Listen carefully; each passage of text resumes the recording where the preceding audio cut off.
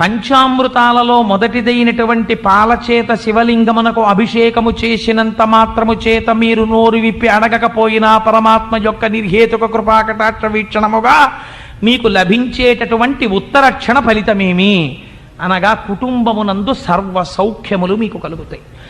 ఏ సౌఖ్యము ఏ సుఖము మీకు కలిగితే మీరు వర్ధిల్లుతారో, ఏ సుఖము మీకు ఉంటే మీరు వృద్ధిలోకి వస్తారో అటువంటి సుఖాన్ని పరమాత్మ మీకు కల్పిస్తాడు.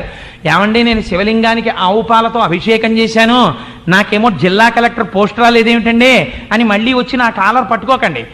ఎంతవరకు ఏ కోరిక మీకు తీరడము చేత మీరు ఉన్నతిలోకి వస్తారో అటువంటి సుఖము శివుడికి తెలుసు.